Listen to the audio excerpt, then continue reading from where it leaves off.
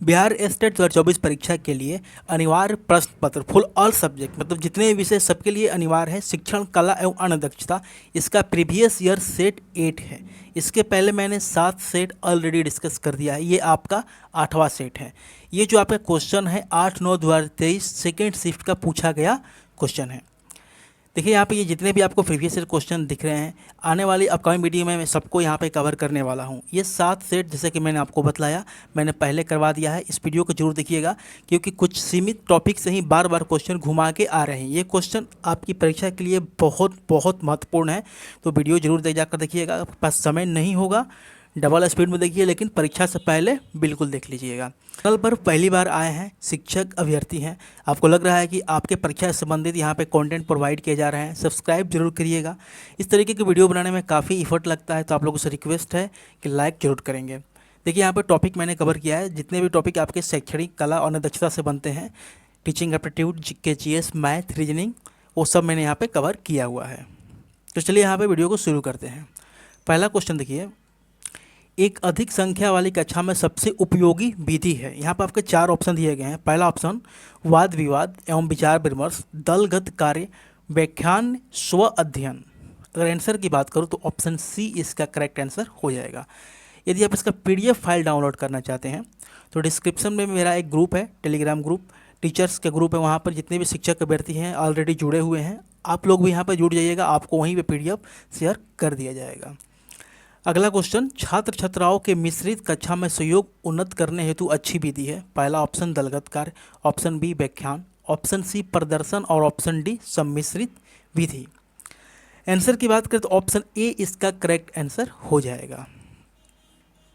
Next question, इनमें से एक शिक्षण की त्रिध्रुवीय प्रक्रिया का केंद्र बिंदु नहीं है।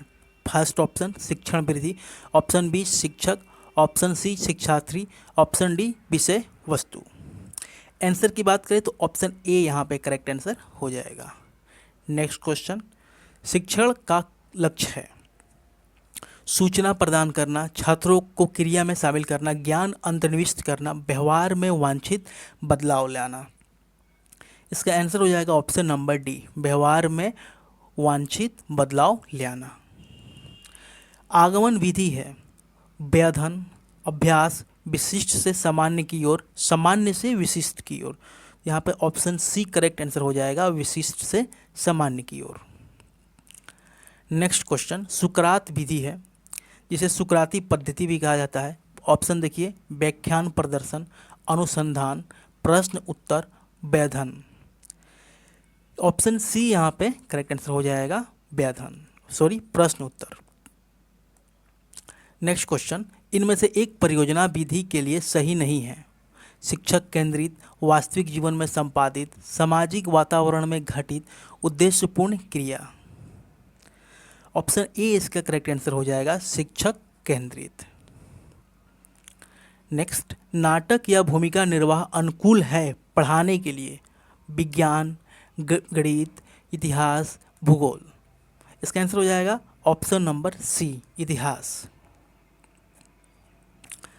अगला क्वेश्चन, मनोज्ञात्मक क्रिया का उदाहरण है प्रयोगशाला, कहानी कथन, प्रदर्शन करना, 2 प्रयोगों के परिणाम के परिकलन। तो देखिए आंसर की बात करें तो ऑप्शन ए इसका करेक्ट आंसर हो जाएगा, प्रयोगशाला।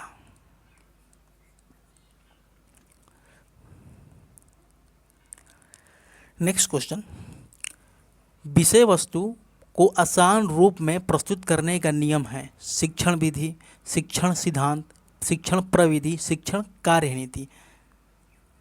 इसका आंसर हो जाएगा ऑप्शन नंबर बी, शिक्षण सिद्धांत। प्रस्तावना संबंधित है पूर्व ज्ञान से, नवीन ज्ञान से, विशिष्ट उद्देश्य से, उद्देश्य कथन से। यहाँ पर आंसर की बात करें तो ऑप्शन ए इसका करेक्ट आंसर हो जाएगा, पूर्व ज्ञान से। पाठ योजना में गृह कार्य संबंधित होना चाहिए पूर्व ज्ञान से, पुनरावृत्ति से, छात्र क्रियाशीलन से, नवीन ज्ञान एवं पूर्व ज्ञान से संबंधित। यहाँ पर आंसर की बात करें तो ऑप्शन डी इसका करेक्ट आंसर हो जाएगा, नवीन ज्ञान पूर्व ज्ञान से संबंधित। आगे, पाठ योजना के खोजी प्रश्न की आवश्यकता है। ऑप्शन पढ़िए, पूर्व ज्ञान से, पूर्व अनुभव से, विषय ज्ञान से, उपरोक्त सभी। आंसर देखेंगे तो ऑप्शन डी इसका करेक्ट आंसर हो जाएगा, उपरोक्त सभी। विशिष्ट उद्देश्य की उपलब्धि सुनिश्चित करने हेतु उपयोग होता है। पहला ऑप्शन श्याम पट्ट कार्य, उद्देश्य कथन, पुनरावृत्ति, मूल्यांकन। इसका आंसर की बात करें तो ऑप्शन डी इसका करेक्ट आंसर हो जाएगा, मूल्यांकन। आगे क्वेश्चन नंबर 15, पाठ योजना में शिक्षण बिंदु का उल्लेख होता है। प्रथम ऑप्शन, प्रथम पंक्ति, दूसरी पंक्ति, तीसरी पंक्ति में, चौथी पंक्ति में। तो इसका आंसर हो जाएगा ऑप्शन नंबर ए, प्रथम पंक्ति में। नेक्स्ट क्वेश्चन, किस प्रकार के परीक्षण में वस्तु का विश्लेषण आवश्यक है? ऑप्शन पढ़ेंगे, मानकीकृत परीक्षण, शिक्षक ने परीक्षण किए, ए और बी दोनों, उपरोक्त में से कोई नहीं। आंसर की बात करें तो ऑप्शन ए इसका करेक्ट आंसर हो जाएगा, मानकीकृत परीक्षण।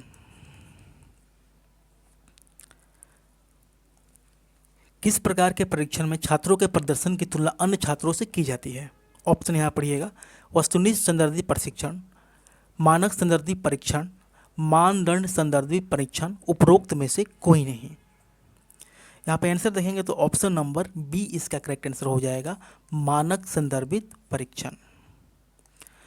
नेक्स्ट क्वेश्चन, नियोजित साक्षात्कार को कहा जाता है?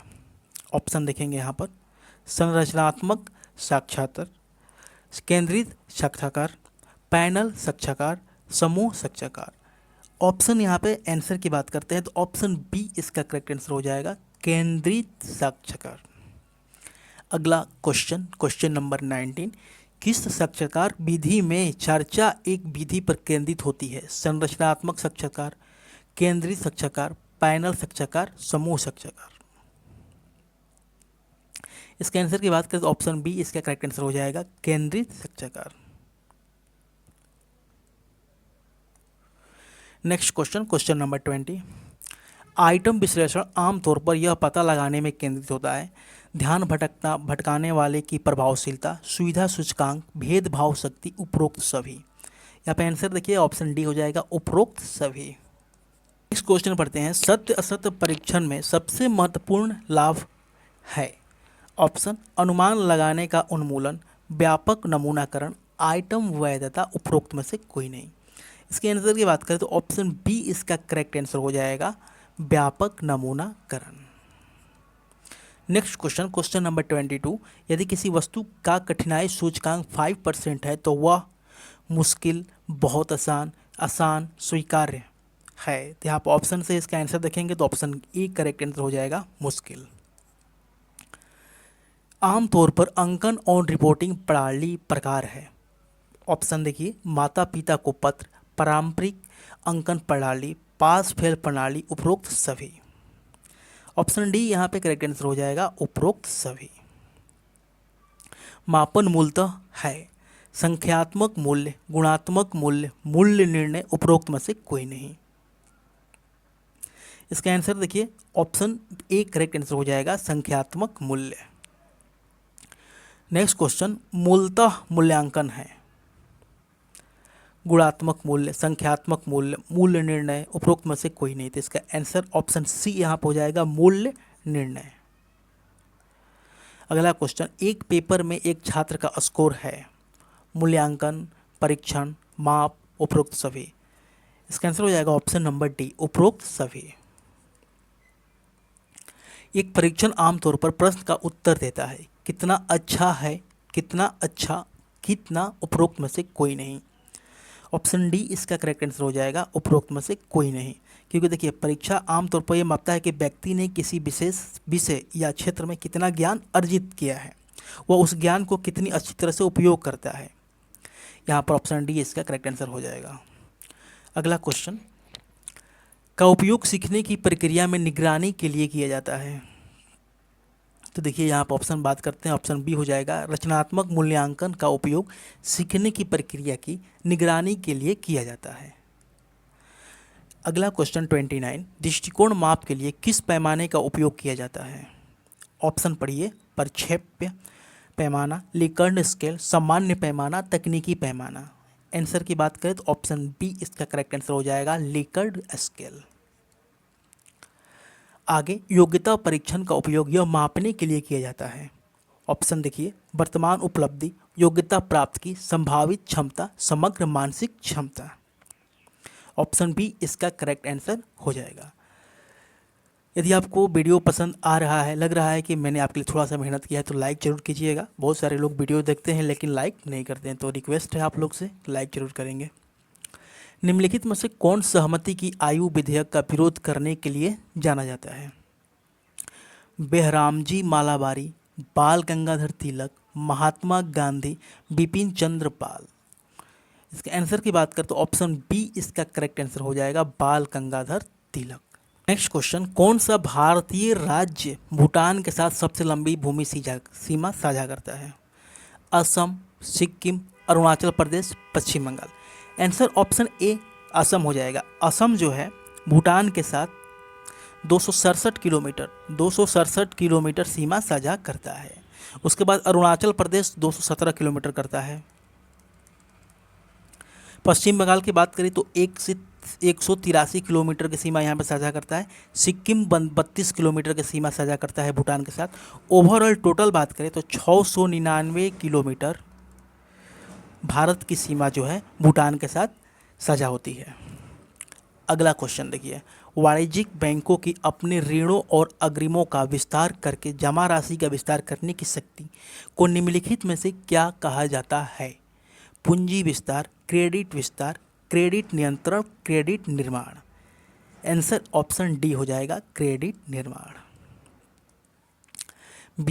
बिहार सोशलिस्ट पार्टी की स्थापना 1934 में हुआ, इसके सचिव थे। ऑप्शन आचार्य नरेंद्र देव, जयप्रकाश नारायण, राम वृक्ष बेनीपुरी, कर्पूरी ठाकुर। इसका आंसर हो जाएगा option B, Jayaprakash Narayan. Siyom bridge का उद्घाटन किस राज्य केंद्र शासित प्रदेश में किया गया है? तो सियोम ब्रिज का जो उद्घाटन है अरुणाचल प्रदेश में 2003 में हुआ था। किसने किया था? तो रक्षा मंत्री राजनाथ सिंह ने। इसकी लंबाई की बात करें तो 100 मीटर लंबा है। अगला क्वेश्चन, इनमें से कौन सा वन उत्पादों के प्रत्यक्ष उपयोग को संदर्भित नहीं करता है? ध्यान दीजिएगा, नहीं करता है। चरने के लिए घास, गोंद और रेजिन, दवा, टोकरियों के लिए बांस। इसका आंसर की बात करें तो ऑप्शन बी करेक्ट आंसर हो जाएगा, गोंद और रेजिन। इनमें से कौन सा वनों की हानि का कारण नहीं बनता है? ऑप्शन देखिए, प्रजाति का लुप्त होना, औद्योगिकरण, बांध बनाना और खनन करना, ईंधन की लकड़ियों का व्यापक उपयोग। ऑप्शन ए इसका सही है। ऑप्शन ए इसका करेक्ट आंसर हो जाएगा, प्रजातियों का लुप्त होना। विश्व पर्यावरण दिवस कब मनाया जाता है? 5 जुलाई, 10 जून, 20 अक्टूबर, 5 जून। तो ऑप्शन डी इसका करेक्ट आंसर हो जाएगा, 5 जून। इनमें से किसमें हम खारा जल पारिस्थितिकी तंत्र पा सकते हैं? वेटलैंड्स, स्ट्रीम, डेल्टा, तटीय उथले। इसका आंसर हो जाएगा ऑप्शन नंबर सी, डेल्टा। कौन सी दवा चाय या कॉफ़ी के पौधों के स्रोत से संबंधित है? कपूर, कैफीन, कांटा सेव, अफीम, पोस्ता। ऑप्शन बी हो जाएगा, कैफीन। देखिए अब यहाँ से मैथमेटिक्स से क्वेश्चन आ गए जो आपके परीक्षा में पूछे गए हैं, इसको देखते हैं। प्रश्न कर रहा है कि 5 व्यक्तियों का औसत आयु 42 वर्ष है। दूसरे समूह में 8 लोग हैं, उनकी औसत आयु 81 वर्ष है। जब दोनों समूह को मिला दिया जाए तो सभी लोगों का आपको औसत आयु बताना है। तो यहाँ पर क्या करेंगे, यहाँ पर दिया गया है 5 लोगों का आपका औसत आयु 42 वर्ष। दूसरी जगह दिया गया है 8 लोगों का औसत आयु यहाँ पर 81 वर्ष। तो आपको पता होगा कि औसत बराबर होता क्या है। टोटल नंबर को हम लोग उसकी औसत से गुना करेंगे तो टोटल निकल जाएगा, क्योंकि सबका सम से नंबर से भाग देते हैं तो औसत निकलता है। तो यहाँ पर देखिए टोटल एज पहले निकालिएगा, 5 लोगों का टोटल एज कितना होगा, तो इसमें मल्टीप्लाई करेंगे तो टोटल एज आ जाएगा। तो 42 गुना 5, तो 5 दूनी 10, 5 चौका 20, 21, मतलब 210 वर्ष यहाँ पे आ गया। 5 लोगों का टोटल वर्ष यहाँ पे आयु आया है। 8 लोगों का टोटल आयु निकालेंगे तो 8 × 1 = 8, 8 8 जा 64 मतलब 648। ये 8 लोगों का टोटल आयु है और ये 5 लोगों का टोटल आयु है। ठीक है, अब यहाँ पर हम लोग क्या करेंगे, आपसे पूछा गया है सभी लोगों का औसत आयु, मतलब 8 5 13 लोगों का, 13 का आपका औसत आयु पूछ रहा है। क्या हो जाएगा, सबका यहाँ पे आयु का सम, कुल आयु बटा में 13। कुल आयु कितनी होगी, 210 प्लस 648, 210 प्लस 648। टोटल लोग कितने हुए, 13, 13 से भाग दे दीजिएगा। यहाँ पर ऐड करेंगे तो कितना हो जाएगा, देखिए 8 में 0 ऐड कीजिएगा तो 8 ही आएगा, 4 1 5 हो जाएगा, 6 2 8 हो जाएगा, बटा में 13। अब यहाँ से आप चाहेंगे तो यूनिट डिजिट का यूज करके ऑप्शन से हल कर दीजिएगा। देखिए 3 में कितना से मल्टीपल होता है तो 8 आता है, तो 6 में, तो ऑप्शन बी यहाँ पे करेक्ट आंसर हो जाएगा। ऑप्शन से आप जा सकते हैं या आप इसको चाहें तो भाग दे के भी देख लीजिए। 858 भागा 13, 13 से 13 छक 78, 7 8 13 छक 78, 66 वर्ष इसका answer option B correct answer हो जाएगा। इसको फिर से मैं रिपीट कर दे रहा हूँ। क्वेश्चन कर रहा था कि 5 लोगों का जो औसत आयु है 42 है, तो टोटल हम लोग कैसे निकालेंगे, 5 में 42 से मल्टी करके हम लोगों ने 5 लोगों का टोटल आयु यहाँ पे निकाला। 8 लोगों का औसत आयु 81 वर्ष है, तो 81 में 8 से मल्टीप्लाई करके हमने 8 लोगों का टोटल आयु निकाला। सवाल कर रहा था कि कुल जितने भी लोग हैं सभी लोगों का औसत आयु निकालना है, मतलब 8 5 13 लोगों का औसत आयु चाहिए, तो कुल आयु बटा में 13, क्योंकि औसत का परिभाषा होता है सबका सम और नंबर जितना रहता है उससे भाग देते हैं, तो दोनों को जोड़े तो यहाँ पे 858 आया, 13 से भाग दीजिएगा तो 66 हो जाएगा। ऑप्शन बी इसका करेक्ट आंसर हो जाएगा। देखिए इसमें आपके परीक्षा में इसी तरीके के बेसिक से क्वेश्चन आते हैं। अगर आपको लगता है क्वेश्चन काफ़ी आसान है तो मैथ के सेक्शन को आप स्किप कर दीजिए, आगे बढ़ा लीजिए। मैंने आगे रीजनिंग भी बताया है, आप रीजनिंग का भी क्वेश्चन देख सकते हैं। यहाँ पर देखेंगे 1000 पर 2% प्रतिवर्ष की दर से 2 साल का चक्रवृद्धि ब्याज क्या होगा। तो CI का आपको फार्मूला पता होगा, फार्मूला से जाना चाहें तो फार्मूला से जा सकते हैं। ठीक है, मैं आपको बता देता हूँ। यहाँ पर टी होता है, यहाँ पर प्रिंसिपल के स्थान पर 1000 रख दीजिएगा, रेट 2% टाइम 2, यहाँ पर हल करके आप आंसर निकाल लेते हैं। या आप इसका सक्सेसिव से भी निकाल सकते हैं कि 2% रेट दिया है 2 साल के लिए, मतलब 2 बार इसको जोड़ेंगे, मतलब सक्सेसिव निकाल लीजिए 2 साल का, तो ये आपका इंटरेस्ट रेट निकल के आएगा 2 2 4 और यहाँ पे 4, मतलब 4 + 4/100।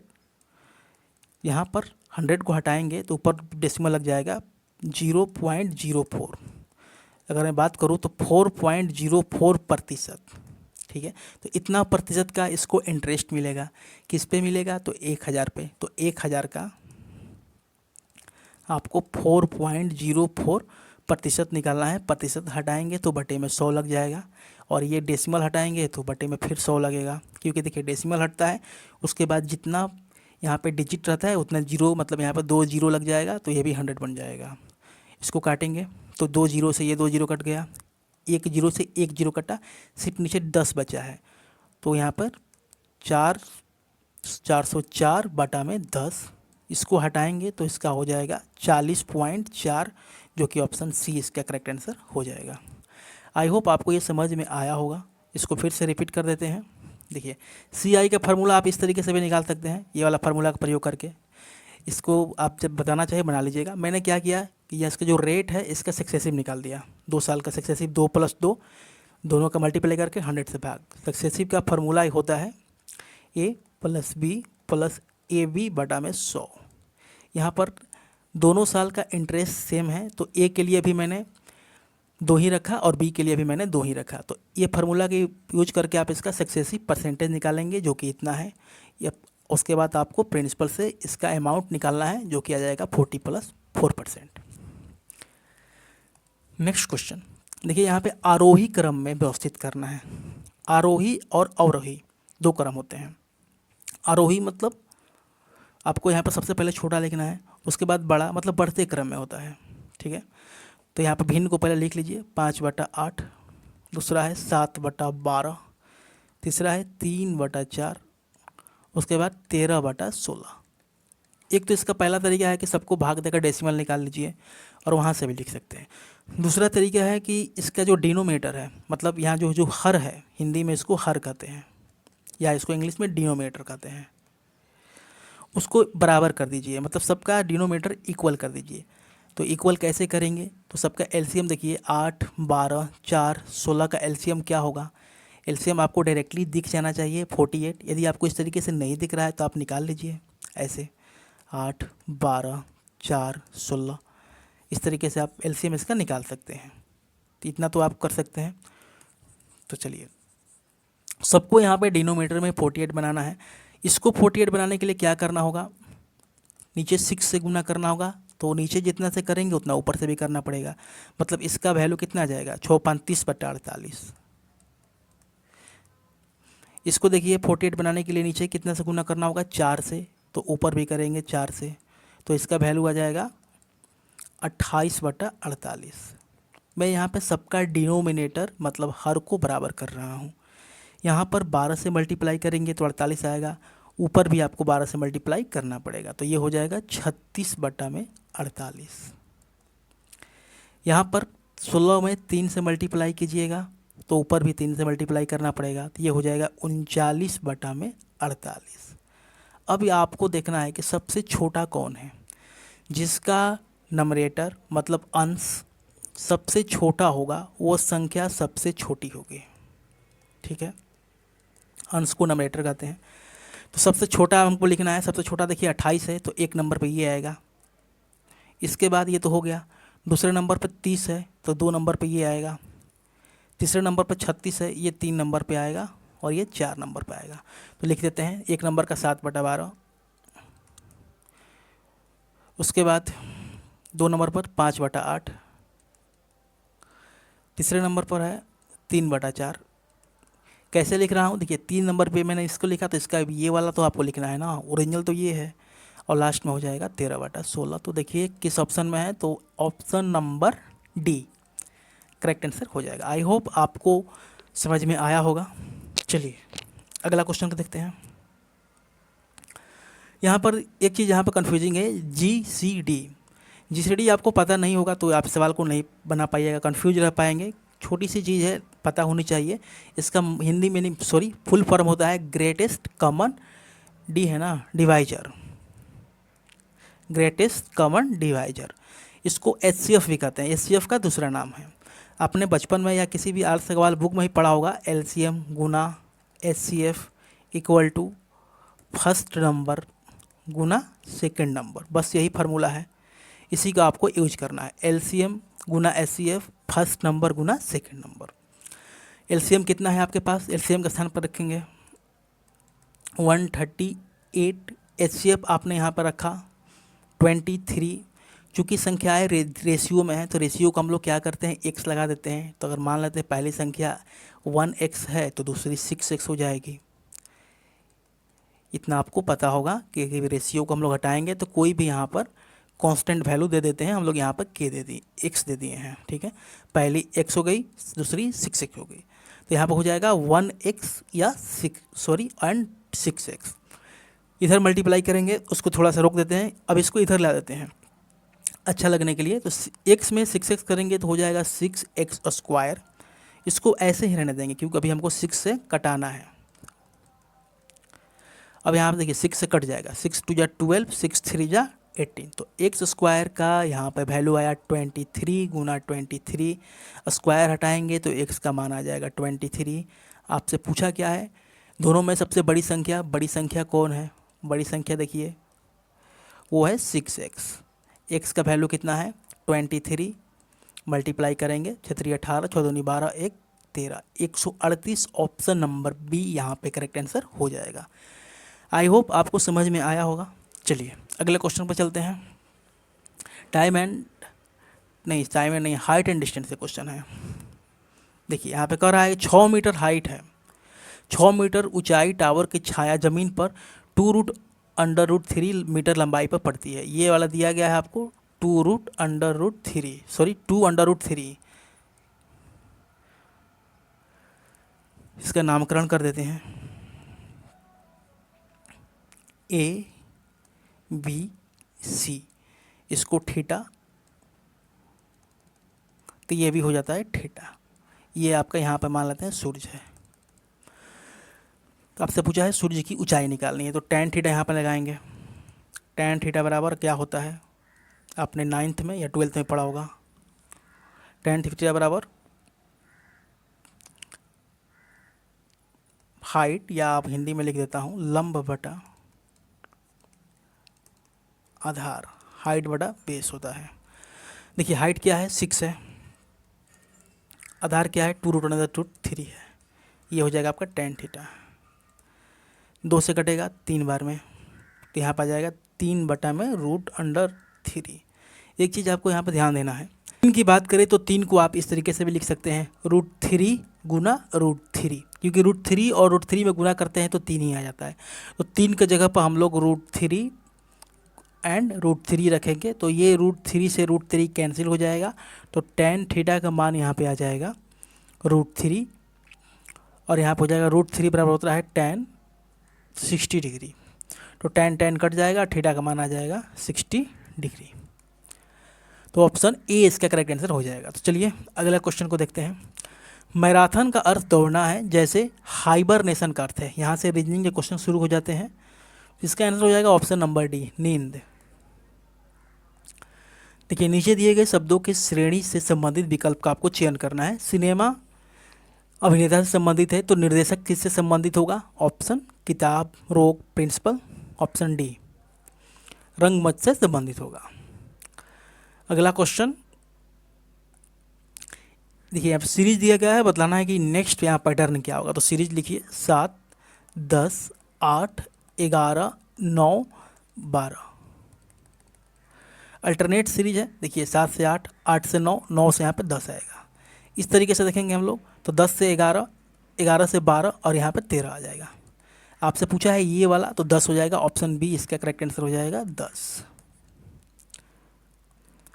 आगे देखिए जेड का मान आपको दिया गया है 52 है, उसके बाद यहाँ पर दिया गया है ACT का मान 48। तो आपको इस पर सबसे पहले पकड़ना होगा कि ये वाला पैटर्न कैसे बना है।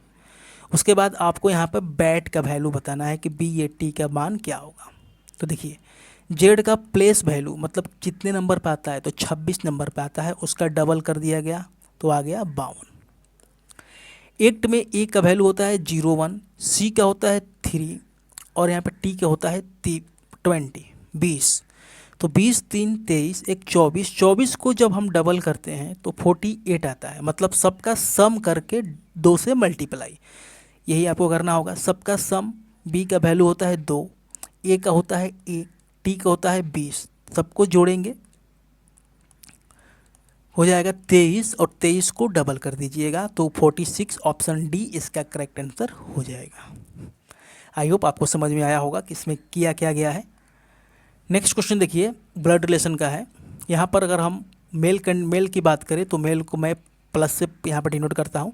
कई सारे लोग यहाँ पे सर्कल और ट्रायंगल का प्रयोग करते हैं, अपने अपने अकॉर्डिंग है। आपने जिस तरीके से बेसिक पढ़ा है आप उसको देख लीजिएगा। फीमेल को मैं यहाँ पे माइनस से डिनोट करता हूँ। ए बी का भाई है, मतलब ए जो है भाई है, मेल है बी, और जेंडर को बी को मैं यहाँ में प्लस से कर दिया, भाई है। जनरेशन को अगर सेम जनरेशन में रहता है तो सिर्फ इस तरीके से हम इसको दिखाते हैं। बी सी की बहन है, बी है बहन है मतलब स्त्रीलिंग है, फीमेल है। सी की, सी डी का पिता है, सी जो है पिता है, प्लस हो जाएगा डी का। जहाँ पे जनरेशन गैप आता है इस तरीके से हम लोग इसको दिखाते हैं। मैं मान के चलता हूँ कि आपको इसका बेसिक पता है। पूछ क्या रहा है, डी ए से किस प्रकार संबंधित है। ये ए का क्या लगेगा, इसका तो जेंडर पता ही नहीं है, भतीजा भी लग सकता है, भतीजी भी लग सकता है, तो ऑप्शन डी हो जाएगा। ठीक है, वीडियो आपको कैसा लगा कमेंट में ज़रूर बताइएगा। आपको लग रहा है कि मैंने आपके लिए थोड़ा सा भी मेहनत किया है तो लाइक ज़रूर करेंगे। Thanks for watching this video.